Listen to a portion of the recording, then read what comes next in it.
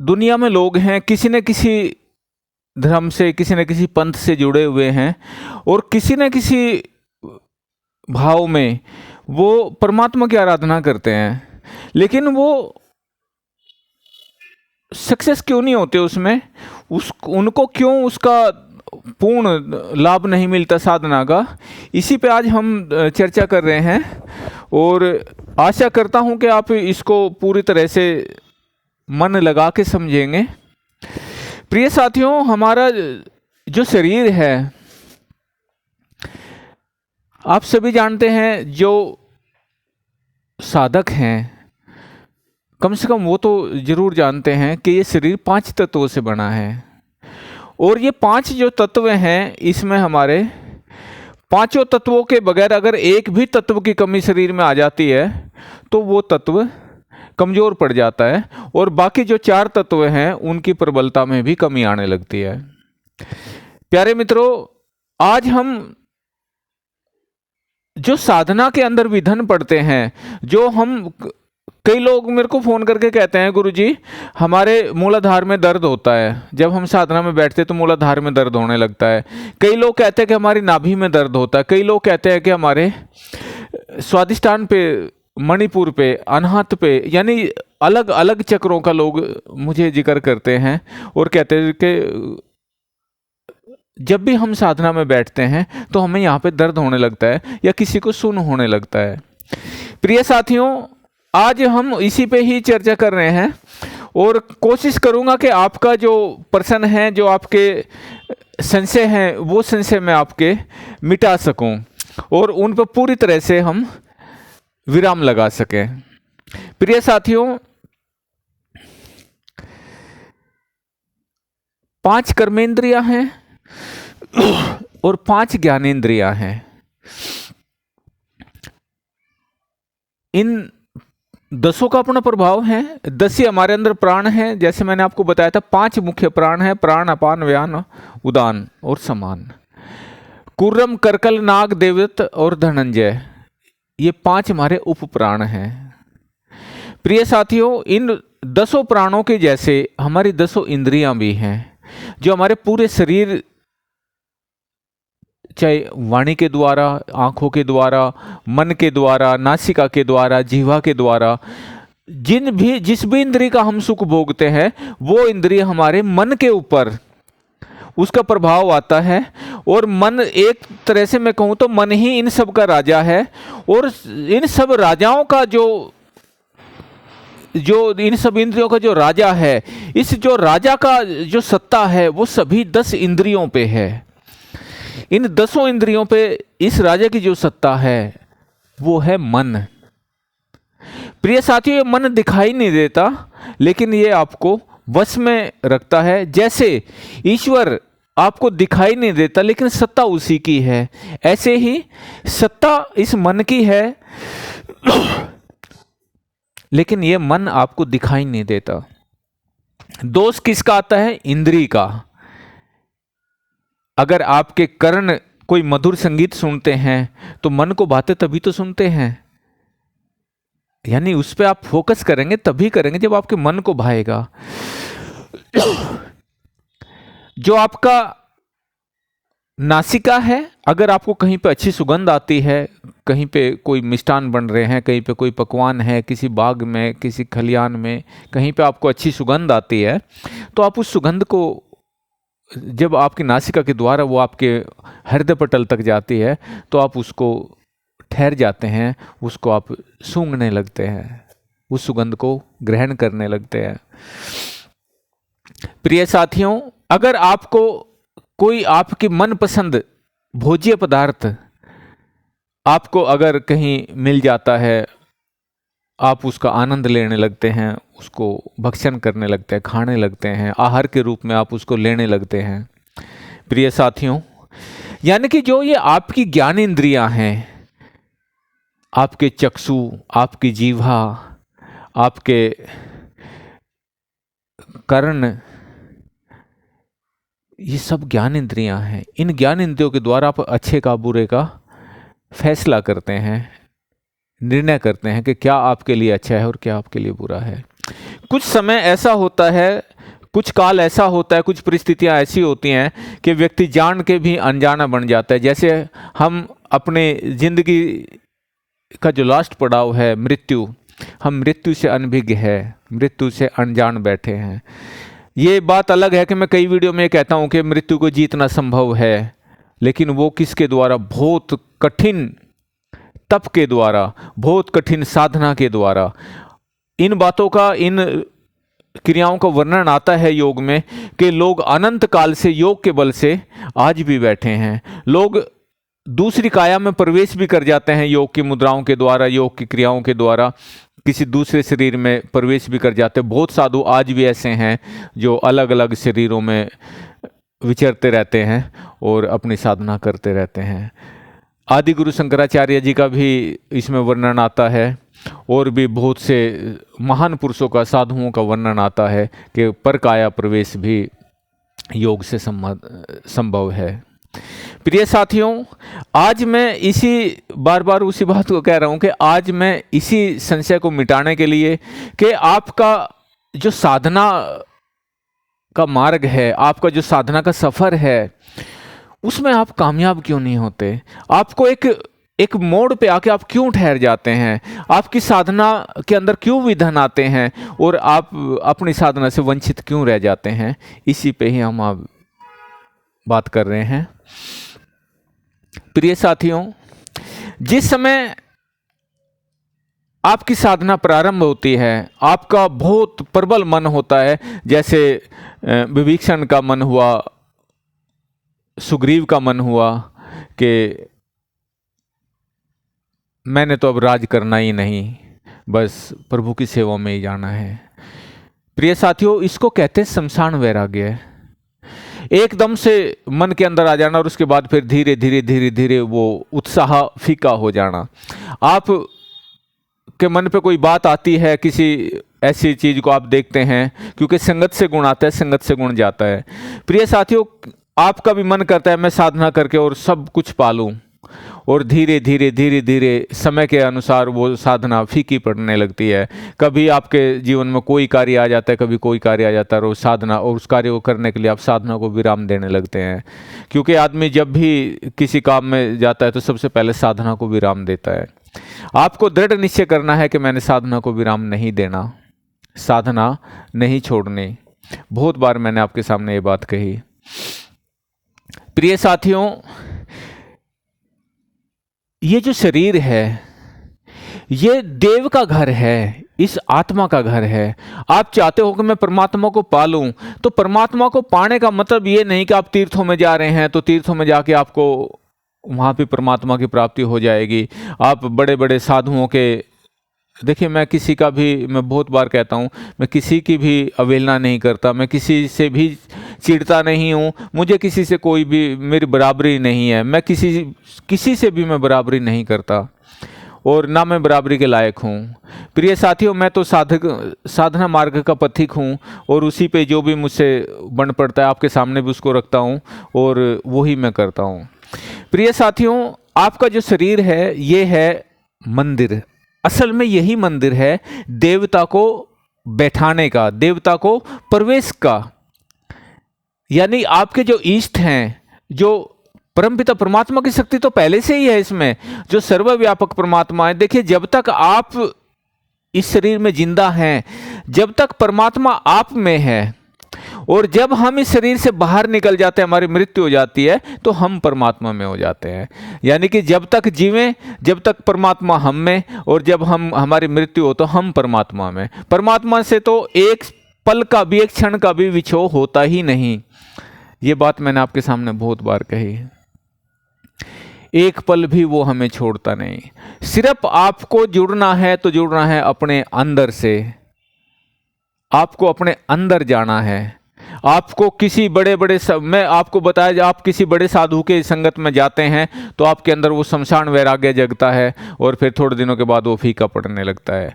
एक ऐसा दृढ़ निश्चय, एक ऐसी पत्थर की लकीर, कहते हैं ना, करत करत अभ्यास जड़मति होत सुजान, रसरी आवत जावत से सील पर पड़त निशान। प्रिय साथियों, आपको उस सील की तरह, उस रस्सी की तरह, वो सील भी अपनी जगह अड़िग रहती है और वो रस्सी भी अपनी जगह अड़िग रहती है, वहां पे चलती रहती है, चलती रहती है। उसी तरह से आपका अभ्यास गुरु से मार्ग लेने के बाद, क्योंकि बगैर गुरु के संभव नहीं है। बहुत से लोग कहते हैं जी हमारा तो कोई गुरु ही नहीं है, तो वो एक ना एक दिन कहीं ना कहीं जरूर धोखा खाएंगे। गुरु के बगैर कुछ भी नहीं है, और आप इस संसार में हमेशा सीखते ही हैं। प्रिय साथियों, इंद्र, बात आती है इंद्र की, बात आती है विधन की, जो हम पहले से बात कर रहे हैं। साधना में विधन क्या? इंद्रियों की बात की मैंने आपके सामने। हमारी 5 कर्मेंद्रिय, 5 ज्ञानेंद्रियां हैं। प्रिय साथियों, इन सब का जो राजा है वो है मन। अभी मैं आपको छोटा सा समझा देता हूं। ये आपका केंद्र है मन, और यहां से आपकी ये होगी हैं इंद्रियां, ठीक है, और ये हो गया आपका मेरु।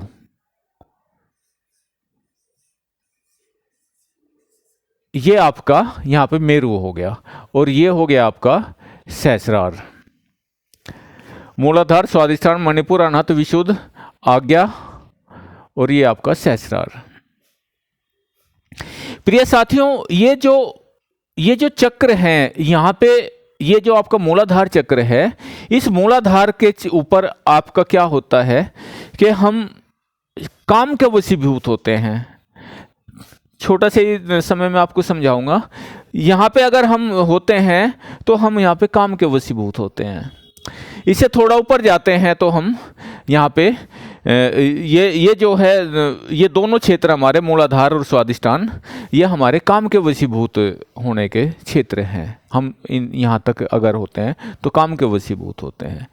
यहाँ पे अगर हम आते हैं मणिपुर पे, तो मणिपुर पे क्या है कि हमारा भरण, जो भरण पोषण है, उसके लिए हम यहाँ पे ललायित रहते हैं।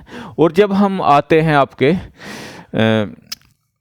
अनाहत पे, अनाहत जो है आपका, इस चक्र पे हम हृदय के अंदर विशाल हिलोरे मारने लगते हैं। हमारे जो मन की चंचलताएं हैं हिलोरे मारती है कि हम ये प्राप्त करेंगे, वो प्राप्त करेंगे, साधना में जाएंगे, साधना से हमें प्रभु की प्राप्ति होगी, हम ये, यानी कि हम यहाँ पे मांगते रहते हैं।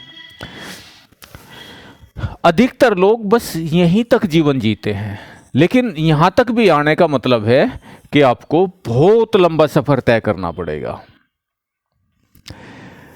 जब आप यहाँ तक आते हैं, जब आपका चौथा चक्र विशुद्ध तक आप आते हैं, तो विशुद्ध तक आते आते लेकिन आपका शरीर बहुत शुद्ध हो चुका होता है। इसकी शुद्धि, इस शरीर यहां तक आते आते आपकी बहुत सारी शुद्धि हो जाती है। तो मैं आपको बताऊंगा यहां पे कि आपको इसमें यहां तक कैसे चढ़ना है और इसके आपको क्या करना है। प्रिय साथियों, जो आपका मूलाधार का क्षेत्र है,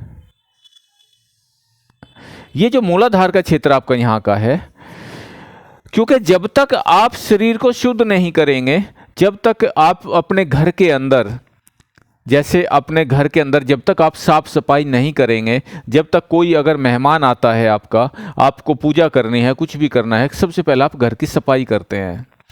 तो प्रिय साथियों, सफाई आप करके उसके बाद ही घर में मेहमान को प्रवेश देते हैं, या फिर पूजा पद्धति का जो भी नियम है उसको प्रारंभ करते हैं। प्रिय साथियों, सबसे पहले आपको जो मूलाधार चक्र है यहाँ की सफाई करनी है, यानी कि आपका पेट साफ रहना चाहिए। जब तक आपका पेट साफ नहीं होगा, जब तक आपके मल शरीर से कम नहीं होंगे, क्योंकि अगर आपका पेट बाधित है, यानी मल का त्याग नहीं होता, तब तक आपके अंदर ना बैठने का बनेगा और ना ही शक्ति नीचे से ऊपर की ओर आएगी। प्रिय साथियों, इन सभी इंद्रियों का जो राजा है, ये जो मन है, जो ये यहाँ पे कंट्रोल करके बैठा हुआ है, सभी इंद्रियों का यहाँ पे जो कंट्रोल है, ये यहाँ तक चढ़ते चढ़ते, जैसे अब मैं आपको बताऊं, जैसे जैसे आप इसमें ऊपर की ओर चलेंगे, जैसे जैसे आप ऊपर आते हैं, ऐसे ऐसे इसके अंदर जो इंद्रियों का जो राजा है, इसकी कंट्रोलिंग पावर खत्म होती है। जो मन की जो कंट्रोलिंग पावर है इन इंद्रियों के ऊपर से नियंत्रण इसको करने, ये स्वतः ही आप इनको जीतने लगते हैं और मन के अंदर चंचलता उत्पन्न होती है, मन के अंदर घबराहट होती है कि इनका, आपने जैसे देखा होगा किसी राजा का अगर राज्य जाने लगता है तो राजा को रातों की नींद उड़ जाती है। साथियों, ये जो जैसे जैसे आप इसकी तरफ चलते हो तो मन का जो है, मन को चिंताएं सताने लगती है कि मेरी सत्ता ना खत्म हो जाए। प्रिय साथियों, जैसे जैसे आप ऊपर की ओर चलते हैं ऐसे ऐसे इस मन के अंदर तरह तरह के विक्षोभ आने लगते हैं, तरह तरह की इसके अंदर घबराहटें आने लगती। जैसे विश्वामित्र की, महर्षि विश्वामित्र की बात आती है। जिस समय विश्वामित्र अपने आज्ञा चक्र को क्रॉस कर गए और मन की सत्ता डोलने लगी, यानी इंद्र, सभी जो इनका जो राजा, जैसे देवों का राजा कौन है? इंद्र, और आपकी इंद्रियों का राजा है मन। तो एक तरह से आप ये मान के चले कि जो आपका जो राजा है वो मन है, ये इंद्र है, यही इंद्र है, तुम्हारे शरीर के अंदर ही इंद्र बैठा हुआ है, आपके शरीर के अंदर ही इंद्र बैठा हुआ है और इन सारी शक्तियों का जो कंट्रोलिंग है वो सारा इस इंद्र के हाथ में है। जब आपकी जो शक्ति जो यहाँ पे मूलाधार में पड़ी हुई है, ये जब ऊपर की ओर कुंडलिनी शक्ति बढ़ती है तो ये कुंडलिनी शक्ति जब ऊपर की ओर चलती है तो ये जितने भी इसकी कंट्रोलिंग से, ये जो आनंद ले रहा था मन संसार का, जो इसके ये स्त्रियों का आनंद इसको चाहिए, इसको मन का आनंद चाहिए, इसको शरीर का आनंद चाहिए, इसको वैभव चाहिए, इसको, क्योंकि ये राजा है ये, तो इसको ये सब पे अपनी सत्ता बराबर रखना चाहता है, सब पे अपनी सत्ता कायम रखना चाहता है। और जैसे जैसे आपकी ये जो शक्ति ऊपर की ओर चलती है तो इसका सिंहासन डोलने लगता है, जैसे विश्वामित्र का सिंहासन डोला। तो ऐसे जब ये आप इसका सिंहासन डोलने लगता है तो ये जो मन है ये आपके इन इंद्रियों के अंदर, ये आपके जो चक्र हैं, जो चक्र रूपी इसके अंदर जो बैठे हुए हैं, जिसमें कुंडलिनी प्रवेश करती है सुषुम्ना नाड़ी में, तो इनके अंदर ये वायु के प्रभाव से, अग्नि के प्रभाव से, कफ के प्रभाव से इसमें यहाँ पे ये रोग उत्पन्न करने लगता है। कभी ये आपकी अग्नि को मंद कर देगा, कभी ये आपके शरीर के अंदर इतनी अग्नि बढ़ा देगा, कभी आपके ब्लड प्रेशर बढ़ा देगा आपका, कभी ये आपके किसी न किसी रूप में ये आपको बाधित करने लगता है कि आपकी साधना छूट जाए, आपकी साधना रुक जाए। जैसे विश्वामित्र के सामने कभी उन्होंने किसी अप्सरा को भेजा, कभी किसी को रंभा को भेजा, उन्होंने उर्वशी को भेजा, उन्होंने फिर बाद में मेनका को भेजा। मतलब जब तक वो इनके सिंहासन को सुरक्षित अपना सिंहासन नहीं उन्होंने कर लिया, जब तक वो विश्वामित्र के राह में रोड़े डालते रहे। प्रिय साथियों, आपकी जो शक्ति है जब ये ऊपर की ओर चलती है, जब ये ऊपर की ओर जाती है तो ये मन का कंट्रोलिंग खत्म होने लगती है, मन जो है शांत होने लगता है, इसकी चंचलता, इसकी जो भोगने की जो क्षमता है वो कम होने लगती है, इसको संसार के वैभव शून्य होने लगते हैं। प्रिय साथियों, जैसे जैसे आपका शक्ति ऊपर की ओर जाएगी ऐसे ऐसे ये जो मन है ये आपके अंदर विचार डालेगा। सबसे पहला, अगर ऐसा कहते हैं जो योगी होते हैं, जो साधक होते हैं, उनके लिए फूंस, यानी कि जो फूंस हम कहते हैं, जो सूखा चारा होता है, सूखा चारा जो होता है उसका वो बड़ा जल्दी जलता है। अगर आप उसको एक माचिस की तिल्ली लगा देंगे तो वो उसी से जल जाएगा। तो साथियों, ऐसा कहते हैं कि जो स्त्री का संग है साधक के लिए, देखिए मैं सबकी बात नहीं करता, साधक के लिए जो स्त्री का संग है वो ऐसा है जैसे पेट्रोल और आग दोनों को एक साथ रख दिया जाए। तो साधक के जीवन में सबसे ज्यादा अगर कहीं घातकता आती है तो वो आती है स्त्री संग से। जब ये जो मन है सबसे ज्यादा वो इस स्त्री संग की ओर हमारे इंद्रियों को धकेलता है। दूसरे, जीवा के द्वारा भी हमें परेशान करता है, क्योंकि अगर हम तरह तरह का भक्ष्य पदार्थ लेंगे, मिर्च मसाले खाएंगे तो आपके अंदर कामुकता जागेगी, कामुकता जागेगी तो आपका फिर भी ब्रह्मचर्य नष्ट होगा, फिर भी आपकी साधना नष्ट होगी। प्रिय साथियों, जब तक आपका कंट्रोल पूरी तरह से मन के ऊपर नहीं होगा, ये इस राजा को आप कंट्रोल नहीं करें, क्योंकि अगर आपने राजा को जीत लिया तो आपने पूरे राज्य को जीत लिया, पूरे देश को जीत लिया। तो आपको अगर जीतना है तो इस राजा को जीतना है। इस राजा को आप जीतेंगे कैसे? जो मैंने आपके सामने जिक्र किया कि शरीर की शुद्धि। अब शरीर की शुद्धि कैसे होगी? कि ये जो मूलाधार है, यहाँ से आपका यानी कि जो आपका मल का जो द्वार है, इस मल के द्वार से आपको ये साफ रखना है। आप बस्ती ले सकते हैं, आप गजकरनी कर, गणेश क्रिया कर सकते हैं, किसी भी तरह से जो भी आपको संभव हो, आप अपने पेट को साफ रखिए। फिर बात आती है आपके जनेंद्र लिंग की। जो आपका जनेंद्र जो है, जो आपका यहाँ से जो आपका वीर्य स्खलित होता है, जो आपका वीर्य बहता है, इस वीर्य को रोकना है। ये वीर्य आप कैसे रोकेंगे? वज्रोली के द्वारा।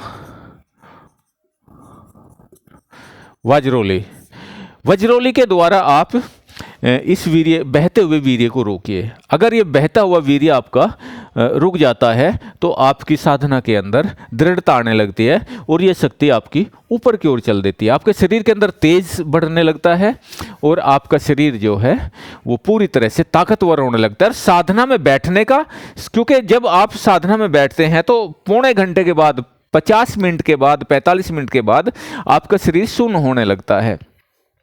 और जैसे जैसे आपका शरीर शून्य होगा, ऐसे ऐसे आप ऊपर की ओर चलेंगे।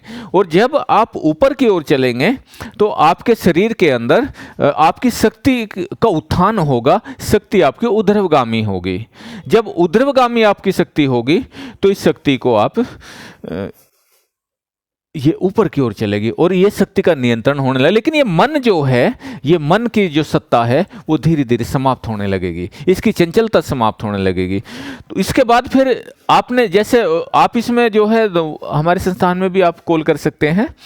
इसको शुद्धि आपने कैसे करनी, क्योंकि इसमें बहुत लंबा समय लग जाएगा, अभी मैं छोटे ही समय में आपको बता रहा हूँ। आपको एक तो शुद्धि आपको यहाँ से करनी है बस्ती के द्वारा और गणेश क्रिया के द्वारा। एक शुद्धि आपको वज्रोली के द्वारा आपने वीर्य की शुद्धि करनी है। और जब आप ये धीरे धीरे ऊपर की ओर जाएंगे तो आपका उदर का क्षेत्र आ जाएगा। ये आपका पेट का क्षेत्र है, जो ये पेट का क्षेत्र आपका, ये आपको कैसे करना है कि इसको आप अग्निसार के द्वारा, अग्निसार के द्वारा आप पेट की शुद्धि करिए। प्रिय साथियों, इसके बाद बात आती है आपके छाती की, आपके हृदय क्षेत्र की। हृदय क्षेत्र जो है आपका, ये कैसे साफ होगा? ये होगा आपके प्राणायाम से। आप प्राणायाम को साधिए। ये आपका हृदय क्षेत्र प्राणायाम के द्वारा, ये आपका प्राणायाम, ठीक है, ये आप प्राणायाम के द्वारा इसको शुद्ध करिए। फिर आता है आपका यहाँ पे नासिका क्षेत्र, ये कंठ और नासिका का जो क्षेत्र आता है, ये आपका, इसको आप अनुलोम विलोम के द्वारा इसको शुद्ध करिए। और सबसे बड़ी बात, आप जो हैं कुंजल क्रिया, कुंजल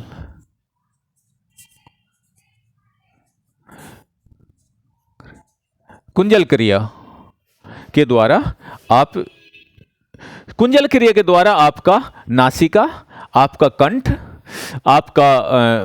आपका हृदय क्षेत्र और आपका उदर, ये सारे के सारे इकट्ठे अगर किसी से होते हैं तो वो कुंजल क्रिया के द्वारा होते हैं। आप कुंजल क्रिया के द्वारा इसको साधिए। प्रिय साथियों, जब आप कुंजल क्रिया करते हैं तो ये जितना भी यहां से लेकर यहां तक का जितना भी मल है, ये पूरा का पूरा मल पानी के द्वारा बाहर चला जाता है। और फिर जब इसके बाद आप अनुलोम विलोम करते हैं, आप अग्निसार करते हैं, आप कपाल भांति करते हैं, तो ये पूरा का पूरा कफ आपका नासिका के द्वारा, कंठ के द्वारा, ये पूरा कफ बाहर आने लगता है। शुरू में लोग कुंजल करते हैं, वस्त्र धोती करते हैं या जलनेति करते हैं तो उनको कफ नहीं आता, क्योंकि अंदर कफ सूखा रहता है। लेकिन जब आप कंटिन्यू काफ़ी समय तक करते रहते हैं तो वो कफ धीरे धीरे वहाँ से छूटने लगता है और वो फिर पिघल के बाहर आने लगता है।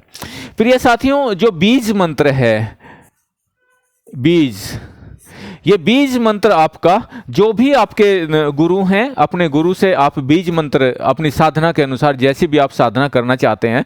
देखिए मैं तो कहूँगा सत्यम शिवम सुंदरम, इस संसार में शिव से अलग कुछ नहीं है, शिव ही हैं जो भी हैं। सत्यम शिवम सुंदर ओमित्येकाक्षरम ब्रह्म व्यवहार नमान सिमरन तजम देह से आतिम परम गतिम। इस देह को त्यागता हुआ व्यक्ति अगर ओम का उच्चारण करता है तो परम गति को प्राप्त होता है। प्रिय साथियों, योग में ओंकार का बहुत बड़ा महत्व है। ओंकार की ही हमें साधना का आदेश मिलता है योग में गुरु के द्वारा। तो ओंकार का आप बीज जो है ओंकार, क्योंकि एक बीज से अनेक अगर होते हैं तो वो बीज से ही होते हैं। एक मतलब कोई एक दाना है और उससे अनेक अगर दाने बनते हैं तो वो बीज से बनते हैं, इसलिए बीज मंत्र उसको कहते हैं। भगवान शिव का भी बीज मंत्र है और आप चाहो तो शक्ति का भी बीज मंत्र है, वो भी आप अपने गुरु के द्वारा उनको ग्रहण कर सकते हैं।